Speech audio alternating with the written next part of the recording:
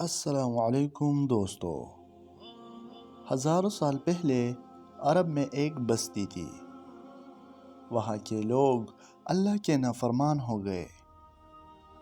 ان لوگوں کی ہدایت کے لیے اللہ تعالیٰ نے حضرت نوح علیہ السلام کو اپنا رسول بنا کر بھیجا۔ وہ لوگ اللہ تعالیٰ کا حکم نہ مانتے بلکہ بتوں کی پوجا کرتے اور مندر کے پجاریوں کا کہنا مانتے۔ حضرت نوح علیہ السلام نے ان لوگوں کو اللہ تعالیٰ کا پیغام پہنچایا۔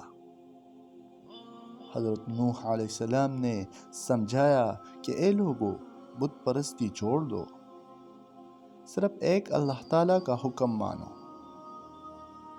اس پر ان پجاریوں کو غصہ آیا اور انہوں نے حضرت نوح علیہ السلام کو جھوٹا کہا۔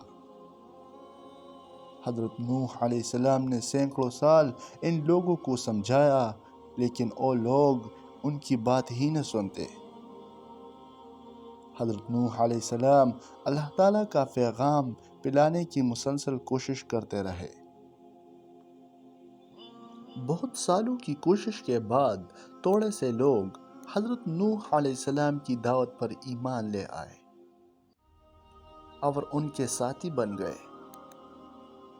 یہ دیکھ کر مندر کے پجاری حضرت نوح علیہ السلام کے دشمن بن گئے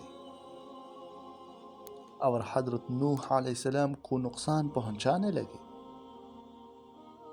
انہوں نے حضرت نوح علیہ السلام پر پتھر برساتے اور ان کو جان سے مارنے کی کوشش بھی کی۔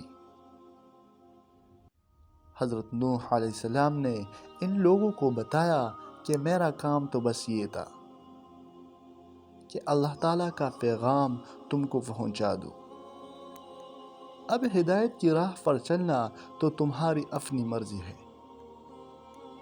حضرت نوح علیہ السلام نے دعا کی کہ یا اللہ، اب یہ لوگ بہت سرکش ہو گئے ہیں، یہ تو ہماری جانوں کے دشمن بن گئے ہیں۔ یا اللہ، آپ ایمان والوں کو ان ظالموں کے شر سے بچا لیں۔ اللہ تعالیٰ نے حضرت نوح علیہ السلام پر وحی نازل کی اور ان کو کشتی بنانے کا حکم دیا۔ حضرت نوح علیہ السلام نے جنگل کے درختوں کی مدد سے ایک بڑی کشتی بنانا شروع کر دی۔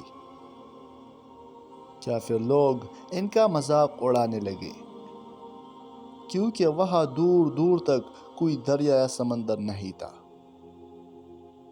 کشتی بن گئی تو بارش شروع ہو گئی۔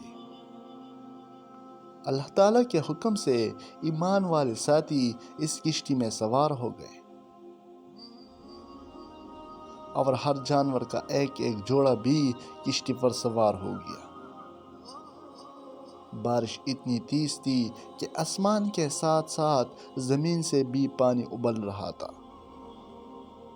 تیز ہوا چل رہی تھی۔ سیلاب کی خوفناک لہریں اتنی اونچی ہو گئے کہ ان میں تمام نافرمان سرکش لوگ ڈوب گئے۔ کشتی پانی پر تیرتی رہی اور بالآخر جودی نامی پہاڑ کے قریب جا کر رک گئی۔ تمام لوگ اور جانور خشکی پر اترے۔ یوں ہی دنیا دوبارہ بسی۔